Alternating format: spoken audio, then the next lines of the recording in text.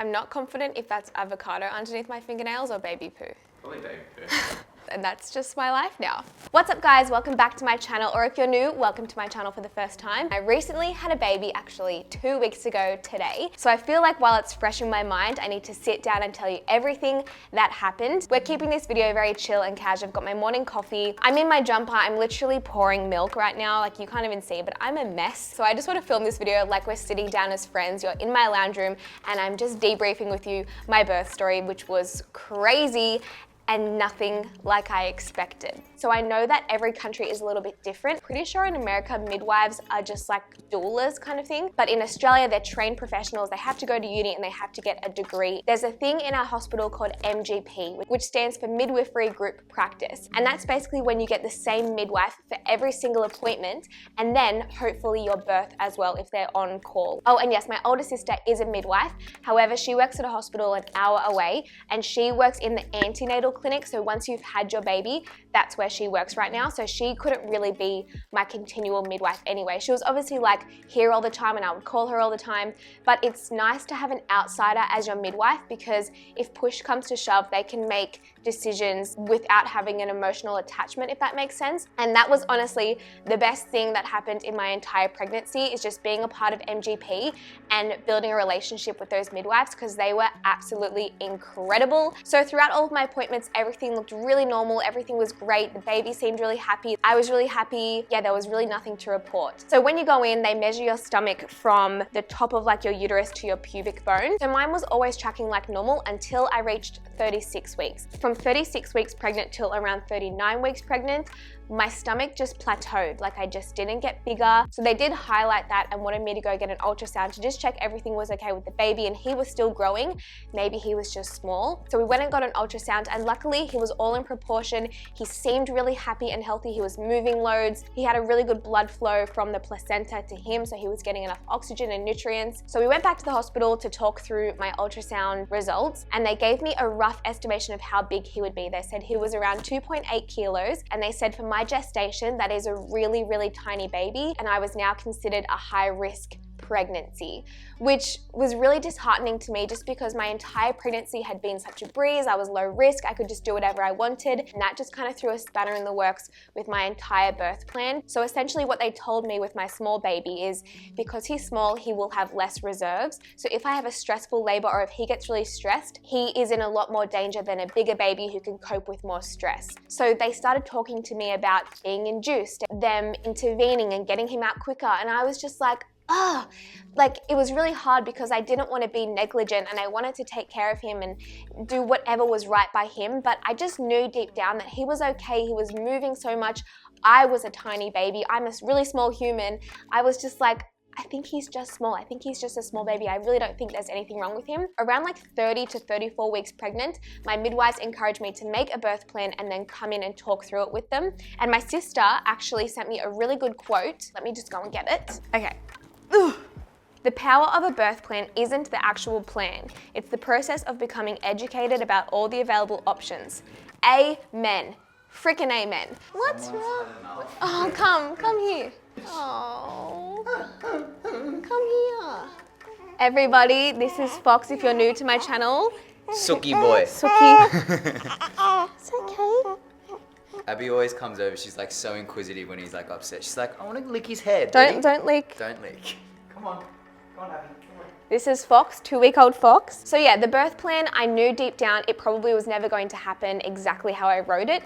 It was just, this was my ideal way of giving birth, and if it could happen, that was awesome. Essentially, I just wanted to have the most natural labor as possible. I wanted to go into spontaneous labor. I wanted to move around the room. I wanted to use my birth ball, essential oils, no intervention if possible. I wanted delayed cord clamping. Okay, let's just try to feed you. Hold on, guys. And leading up to my birth, I did everything to try to encourage a natural birth. I'm so glad I did. Like, I don't regret any of this stuff because I do think it helped me, but I also love that I can look back and think I did everything in my power to try to have the birth of my dreams.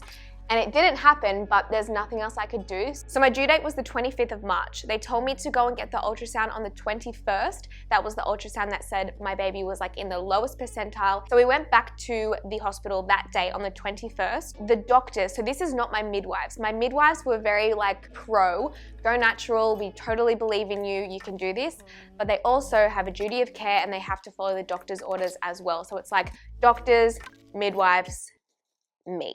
Yeah, on the Thursday we went back to the hospital and the doctors were saying, we really want to induce you, it'll just be easier, let's just get it done and dusted. And then I would talk to my midwives and they were like, look, it's totally up to you, you don't have to do anything. I had a chat with our midwives and my sister and Kurt, and we decided to just like see how things went, because the thing was, it was just because he was small and he wasn't even abnormally small. He was still on the spectrum, like he was still on the bell curve, he was just at the lower end.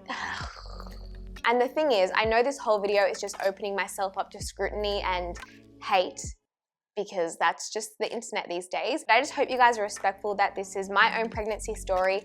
And especially with something like this, it's really personal. And even in our meetings with the doctors, they were just saying different options and different opinions. And they said, look, you can do whatever you want. So in that meeting, the doctors were pretty much like, look, we would love to induce you, but it's totally up to you. If you want to go home, you can, and see if you go into spontaneous labor. So I chatted to my sister, I chatted to Kurt, I chatted to my midwives, and we all agreed, let me just go home and see if I go into spontaneous labor, because I felt fine. The baby was super happy. We were monitoring him. His heart rate was great. His blood flow was great. So I called my acupuncturist. I went and got acupuncture the next morning. We did like some intense acupuncture. I go to Liz at the Dow. So she had me there for like 2 hours and we did like these lower sacrum spots. We did cupping. Literally, I was doing everything to get my body ready for labor. So I didn't do any of those crazy things like drinking castor oil, and I didn't want to force my body into labor if it wasn't ready. I was just trying to like give it a little nudge and give it a little heads up that I was ready and hopefully the baby was ready. And then when I went back on the Saturday, I got a stretch and sweep, and I think I was maybe like 2 centimeters dilated, or like 1.5 centimeters. Okay, this is when everything kicks off. On Sunday, the 24th, again, I just woke up with a different kind of heaviness. I just felt in my soul that something was going to happen. Pretty much spent the entire morning on my birthing ball, doing my rotations, like rotating my pelvis, bouncing up and down. I could feel him really, really low, and I was having some cramps around my stomach. I didn't really have much back pain at all in this whole experience. Again, we got a call from the hospital. They wanted us to come in. My midwives were so amazing. They were like so on my side. They really, really wanted me to go into spontaneous labor. So they were like, let's do another stretch and sweep and see how you go. And in the stretch and sweeps, if you don't know what it is, just Google it. But basically they just like shove their fingers up in your cervix. They try to stretch it. They put their finger like in between the baby's head and the cervix and they sweep around. And anyway, I remember saying to them, I was laying on the bed, they were doing the stretch and sweep, and I said, go hard. Like, do not even worry if you're hurting me. Like, I want to go into labor naturally, stretch my cervix as much as you can, and we're all just laughing. It was actually like a pretty funny appointment, and I think I was like 2 centimeters again or something. And that day, Kurt and I just had a bunch of work stuff to do. So we went out to lunch, we were taking photos, we just like were running heaps of errands. And at 3 p.m, I started getting a really tight period pain. Kind of felt a little bit like gluten pain. So I'm gluten intolerant. If I accidentally eat gluten, I haven't accidentally eaten gluten in years because it's so bad. I'm like so pedantic about it now, but it kind of felt like I'd eaten a little bit of gluten.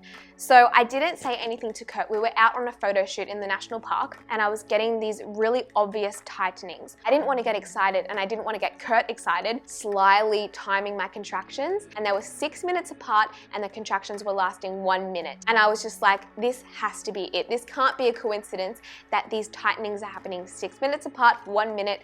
Surely I'm going into early labor. And Kurt saw me on my phone and he was like, what are you doing? I think I'm having contractions. He was like, no, are you serious? So I think we just like drove around. We kept doing what we were doing. I was timing my contractions. I called my sister. So I just like tried to keep my cool. I kept timing my contractions. We went home and I ordered the spiciest curry I could because they say chili stimulates your bowel, which is next to your uterus. It can bring on labor, whatever. I was keen to do anything except for the crazy castor oil stuff. And then around this point, my contractions were really inconsistent. Sometimes they were 10 minutes apart and then randomly they would go 3 minutes apart, then they'd go back to 7. So it was really, really hard to gauge. They were getting painful, where I was kind of moaning and groaning a little bit, and I was like, I don't think I'm gonna get any sleep. So keep in mind, this is the 24th, and that entire night, my contractions stayed around 6 minutes apart, and they were pretty uncomfortable. So I remember saying to Kurt, it feels like really intense period pain / gluten pain. Yeah, it's just like a really painful tightening, and I could feel it in my back, but it wasn't super painful in my back. It was more just like my stomach. My contractions were getting really strong, and I was like shaking through them. So I was holding on to the bed head, kind of moaning and shaking because the pain was pretty intense. So I called my sister. I said, look, my contractions aren't any closer together. However, I think this is real labor. If you want to come over, just in case. So she came over. Around 4:30 in the morning, my contractions were getting more and more intense. And I called my midwife and I said, look, just because I know I'm a high-risk pregnancy and I want to make sure the baby's okay and I'm doing everything under your guidance, do you want me to come in so you can monitor the baby, monitor me, and make sure everything's okay so I can come home and keep contracting? So I went in, they monitored the baby. He was doing amazing. He was super happy. He was going great. And she examined me and asked if I wanted another stretch and sweep. I said, yes, definitely, let's get things going, because I knew doctors really wanted to induce me and like kind of intervene, and my body was doing it already. I was like, yes, give me a stretch and sweep, because I feel like I'm gonna push this baby out any moment now. Gave me a really intense stretch and sweep, and I think I was 4 centimeters dilated then, and my cervix was 1 centimeter long. So things were happening. She was like, yep, you're dilating, you're moving, you are definitely going into labor. I was so excited. My contractions were getting much more intense. Like, it was to the point that I could not talk through my contractions, but in between, I felt like my normal self. So during a contraction, I would like hold on to Kurt's head and kind of like moan and groan and move. And as soon as it was over, I was like my normal self. So I did some stair walks, like up and down the stairs of my apartment, because they say going up and down the stairs can like shift the baby down and get your body into labor. I was doing squats, I was rolling on my ball, having my dates, just doing everything I could. And my contractions were getting stronger and stronger and more painful. And while the contractions themselves were quite painful and intense, I was really enjoying the experience because the pain wasn't too overwhelming. I felt like my normal self in between contractions. I had my sister here, I had Kurt, my little sister came for a little bit to visit us, and I don't know, it was just like a really nice environment. Around 11, I get a call from the hospital, and it's my midwife, and she seems really upset and really down on the phone. So I'm like, hey, like what's going on? I just came in for a checkup. They said I was all good and I could come home until things started to progress. She was like, I'm so sorry. I know that you're at home in spontaneous labor, like getting things going, but there's another doctor on who's just read your file. This doctor has never met me, by the way, and they want you to come in and they want you induced right now. I was like, I just had a meeting with the doctors and we discussed my plan, and I said, you know, I'm fine to go home, and if things don't kick off within a certain amount of hours, I'll come in, I'll get induced, like I'm fine at home. And she was like, yeah, I know, just come in and we'll talk to the doctor. So that's when you guys would have seen, if you watch my labor vlog, I'm sitting in the car and I'm crying because I'm just feeling like, I haven't even told you half of the kerfuffle with the doctors just because can't even be bothered to get into that. So it was just frustrating. My entire pregnancy was just me and my midwives, and we knew each other and everything was great. And then as soon as you're high risk, you have to deal with the doctor who's on call, and they've never met you, and there's different doctors. So the plans change and they want to do different things. So one doctor's like, yeah, go home, go into spontaneous labor. The other doctor's like, we want to induce you right now. So we went back into the hospital. I was contracting in the car, which is like the worst thing ever. It's so uncomfortable. So yeah, there was this new doctor, and without hating or being really negative, she didn't deliver her message in the best way. Really pressured Kurt and I to get induced, and the way that she was saying it, it kind of made us feel guilty for not being induced. It was like she was saying my baby right now was really distressed and not happy and not in a good way. But then when we would monitor my baby and the other doctors would come in and the midwives would come in, they would say, your baby's so happy, like the heart rate's great, everything's going great.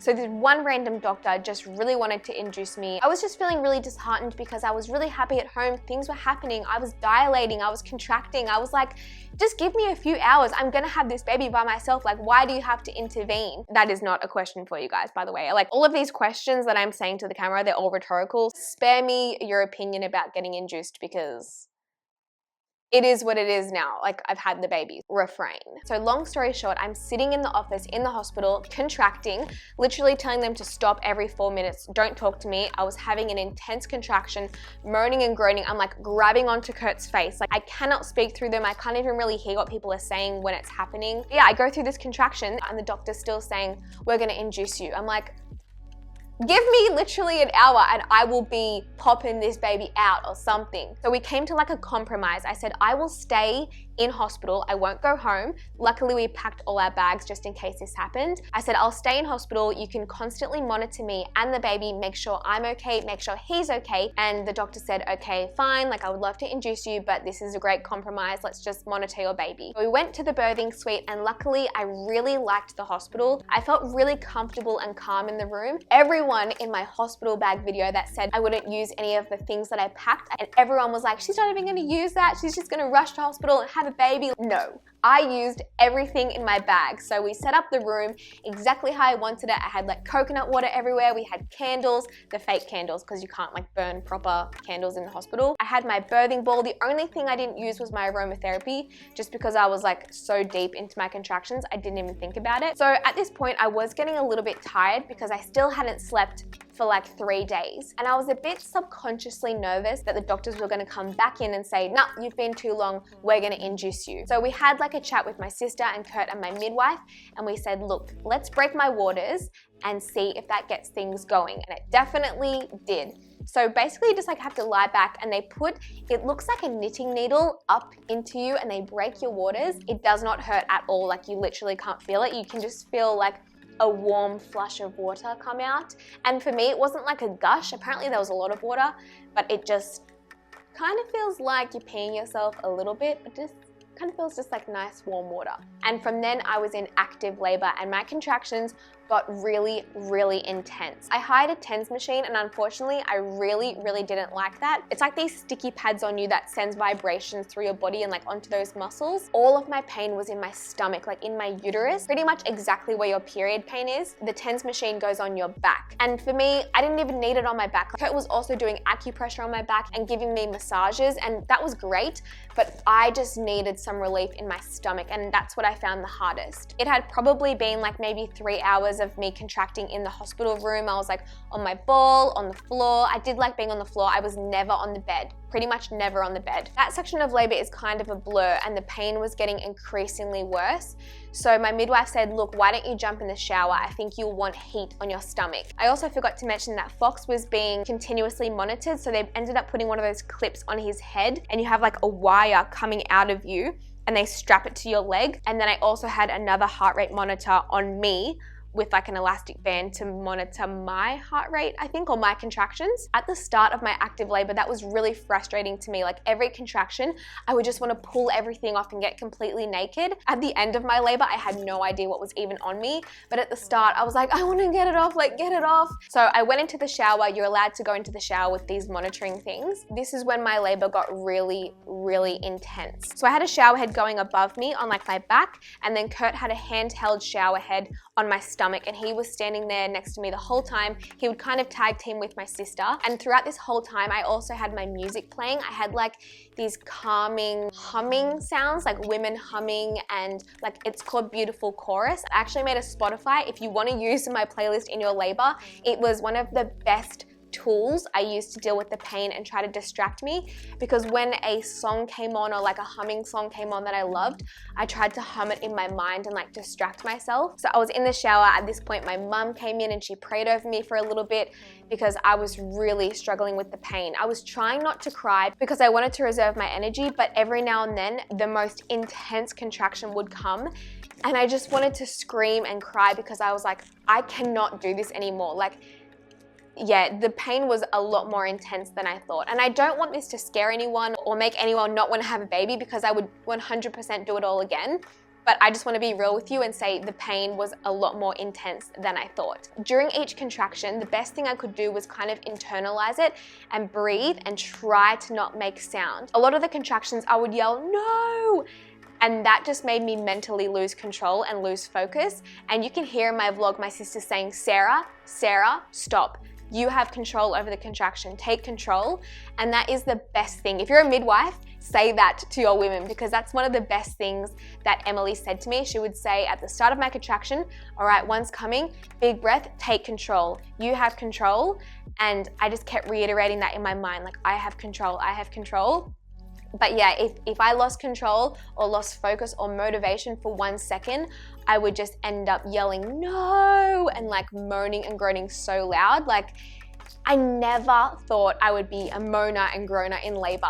I would see people doing that on their vlogs. I'm like, why are you moaning and groaning? Like, you have no control over what sounds come out of you. It's a very primal experience. Yeah, it's just, I could hear myself making these sounds, like these animal sounds that I'd never made in my life. And you just really have no control over your body. And I sat down on the toilet, and that's when things kind of got out of control in my mind and my body. So Kurt was in front of me holding onto my knees. I was sitting on the toilet trying to pee, and I just couldn't. I couldn't pee, I couldn't do anything. Also, I forgot to say, when I was in the shower, I did use the gas. So I was really struggling with the pain, and I think I was yelling out help. It did help me. It kind of just like gave me something to focus on.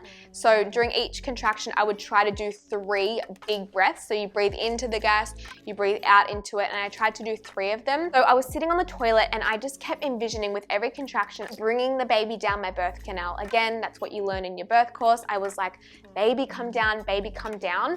And I think in visualizing that, I was actually pushing the baby down, not in a good way. So I was like pushing down with each contraction, probably doing major damage to my pelvic floor, which I'll find out next week at my physio appointment. But anyway, I digress. Pelvic floor aside, I was kind of like pushing heavily down in every contraction. So I was bleeding loads. Like, there was lots and lots of blood in the toilet. And I looked at my midwives, I said, there's so much blood. They said, this is good. This could be your bloody show. Like, this could mean you're in transition. Like, maybe things are happening.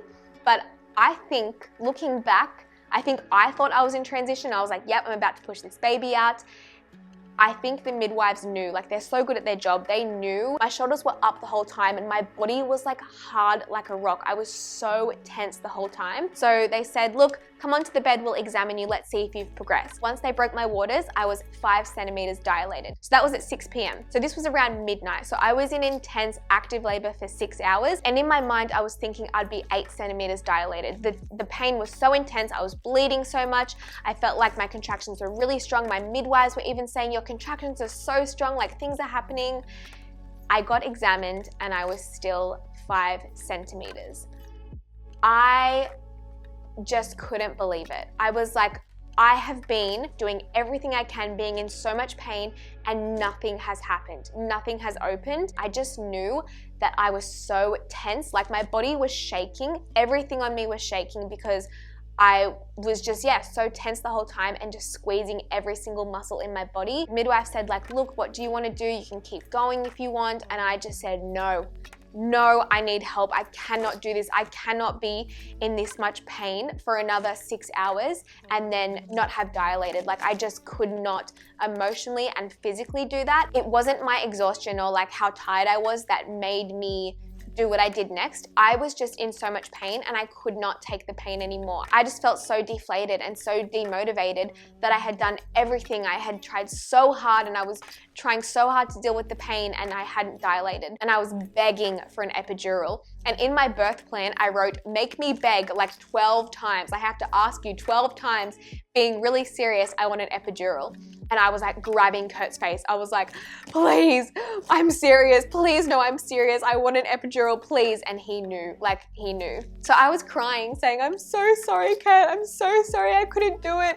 He was crying, saying, no, you're doing so well. And the hardest thing was when I had made that conscious decision to get an epidural, I kind of gave up on the pain. I was like, I'm done. Like, give me the epidural. I don't want to deal with this anymore. In that hospital, there was one anesthetist, one. So when we called her and said, yep, come up here, Sarah wants an epidural, it took her an hour. And I'm not hating on her at all because that's just what hospitals are like. She was with like a 7-year-old boy who probably needed her more than I did, but still, I was like, where is she?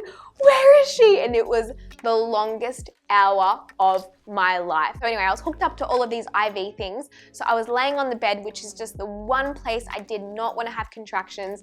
No one's fault but my own because I had chosen to get an epidural. So the midwives were like, I'm so sorry, like move around as much as you can, but we need to set this up for the epidural. So I'm like on the bed in so much pain, so much agony, screaming no. I think I even swore. Like, I didn't swear my whole labor, and I think I was just like, F this, like, no. It was intense, and I was on all fours, just like grabbing Kurt and grabbing my sister, saying, help me, help me. It was so bad. Anyway, eventually the anaesthetist comes. The epidural was nothing. Like, I know a lot of people say that it really hurts and like it's a huge needle and whatever. No, nothing in this world will ever compare to contractions. Like literally put the biggest, fattest needle in my back. I don't even care. I didn't even feel the epidural at all because my contractions were so intense. So they do the epidural. She seems like she does an awesome job. I lay back down and she's like, all right, I think she said maybe in like 15 minutes or something, you should start to feel the contractions ease. Didn't happen. My contractions came, they were still intense. My midwives were like, whoa, like, are you okay? They did the ice test on me where they put ice on your legs and they say, can you feel this? Is it cold? I could feel everything. I was like, it's ice cold. Like, why can I feel the ice? I'm like freaking out. And the anaesthetist comes in and she gives me like another shot or like another round. Again, they do the ice test. I'm like heavily moaning through my contractions. I never really screamed. I just kind of like yelled, no. Second time with the pump up of the epidural, still didn't work. She's like, okay, like this is really weird. Let's give you another boost. I think it's called like a bolus, or I don't really remember. But she gives me another boost and finally, let's say half an hour to an hour, it finally works. So around this time, it's 1 in the morning. It was crazy because I finally became aware of my surroundings. Like when I was in the active labor without the epidural, I was so out of it. Like you're in so much pain that I couldn't even fathom who was around me, what was happening. Like I was just trying to breathe. And then the epidural came and I was like, oh, I'm in hospital. Like it was like I just had come back into my body. And all of a sudden the baby's heart rate dropped. So the midwife had to call the doctor. And so the doctor ran in, but he was like, this is not good. I'm really worried about your baby. We are going to have to get him out right now. And he pretty much said, if we cannot get him out now, we're looking at emergency C-section. And in my mind, I knew this was make or break. I was like, I want to do everything I possibly can for this baby to have a vaginal birth. And just from all my research and everything I believe in and everything I was trying so hard, not only for myself and my health, but mostly Fox and his health, I really, really wanted to have a vaginal birth. So the doctor examined me. I was 9 centimeters dilated. So literally within half an hour, I went from 5 centimeters dilated to 9 centimeters. My body's contractions were so strong and so intense that it dilated me so quickly. It's just unfortunate that before the epidural, my own body was so tense and my muscles were so tight that I wouldn't let my body relax and open up. As much as I tried, it just wasn't gonna happen for me. And while his fingers were in me, he could like make me 10, if that makes sense. It was like a lip over his head or something. So anyway, I was 10 centimeters dilated and he said, baby's coming, no time for anything, you need to push. So I started pushing, and it's really crazy because with the epidural, you can't feel any pain, but you can feel pressure. So I remember my mum, before I went into labor, my mum said, push like you're doing a poo. She was like, just push like you're doing a poo. So that's all I was thinking. I was like, big poo, like do the biggest poo of your life. And my midwife was at the end and she was like, go Sarah, go. And then the baby's heart rate dropped again.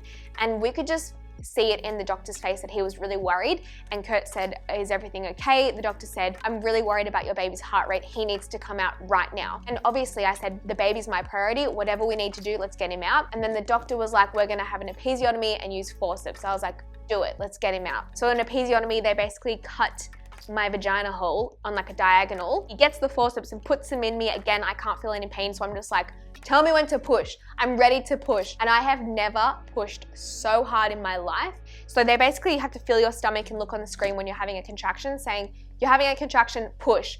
And my face was beetroot red. Like I have never pushed that hard. Even the next day I had like all burst blood vessels up my neck because I was pushing so hard. And in 3 contractions, I pushed him out and it was just the most amazing thing ever. So while I was pushing him, they said, look, if the baby comes out really limp and unresponsive, don't be worried. It's just that his heart rate's so low, he may have to go straight to the pediatricians. And I was like, okay, whatever, just like make sure the baby's okay. And it was so amazing because literally he came out, he was like the perfect color. I was expecting him to be like this little white limp baby, like so sick and sad. And he was like, he looked like a baby. Well, to me, he looked like, I couldn't believe he was like a normal skin color, and he basically started crying like 10 seconds after coming out. They put him on my chest and it was just the coolest thing ever. And I remember even looking down when the doctor had the forceps around Fox's head.